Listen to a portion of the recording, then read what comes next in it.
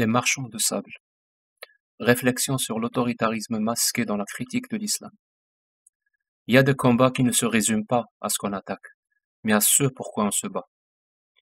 Et dans le champ des critiques adressées à l'islam, ce clivage devient fondamental. Car aujourd'hui, un phénomène inquiétant se développe. Des personnes prétendent mener le même combat que nous, mais avec des objectifs, des méthodes et des principes qui n'ont strictement rien à voir. Ils parlent comme nous, ils critiquent les mêmes textes, ils dénoncent les mêmes pratiques, mais ils ne défendent pas la démocratie. Ils ne défendent ni la liberté de conscience, ni les droits fondamentaux. Au contraire, ils utilisent la critique de l'islam comme cheval de Troie pour imposer un projet autoritaire, identitaire, voire liberticide. Quand la démocratie est malade. Albert Camus disait « Quand la démocratie est malade, le fascisme vient à son chevet, et ce n'est pas pour prendre de ses nouvelles. » Nous y sommes.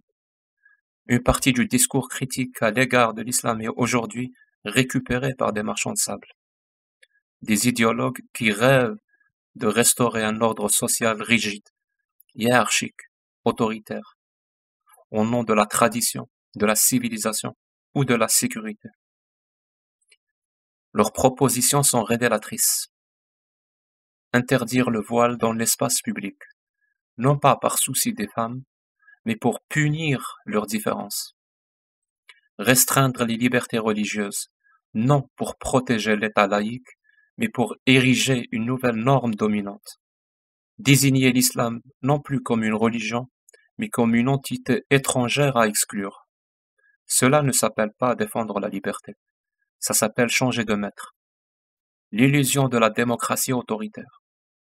Certains tentent de justifier ces dérives par un oxymore pratique, une soi-disant démocratie autoritaire. En réalité, c'est un masque.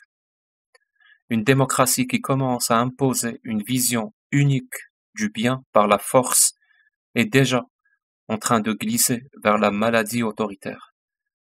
L'histoire le montre. On ne guérit pas une théocratie par la tyrannie inverse. On ne libère personne en remplaçant un voile imposé par un voile interdit, ce que nous défendons. Il est temps de marquer une frontière nette. Nous ne sommes pas dans le même camp que ceux qui veulent instrumentaliser la critique de l'islam pour attaquer les musulmans, détruire les libertés ou imposer une culture unique.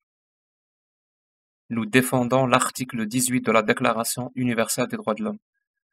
Le droit de croire, de ne pas croire, de changer de religion, de la critiquer, de la quitter ou de la pratiquer librement.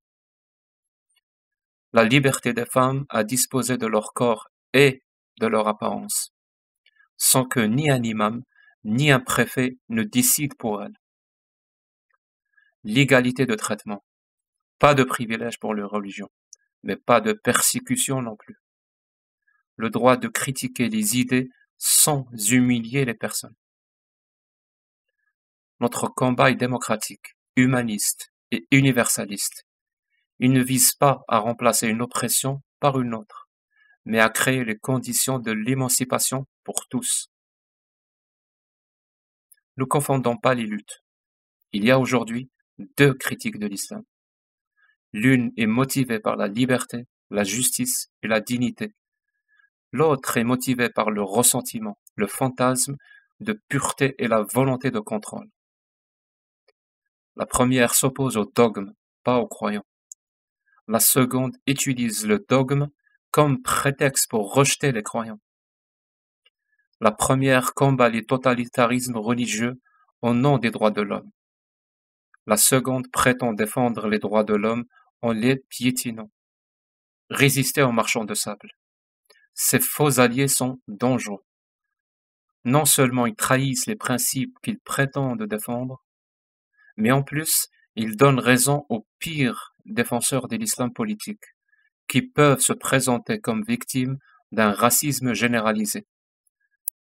En brouillant les repères, les marchands de sable font le jeu de ceux qu'ils prétendent combattre. En conclusion, critiquer l'islam ne doit jamais être une fin en soi. Cela doit toujours être un moyen de défendre un cadre plus vaste et plus précieux, la liberté de tous, la coexistence des différences, la possibilité de vivre sans domination.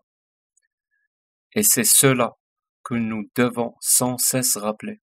Ce qui compte, ce n'est pas seulement ce qu'on dénonce, mais pourquoi on le dénonce et ce qu'on propose à la place. Merci.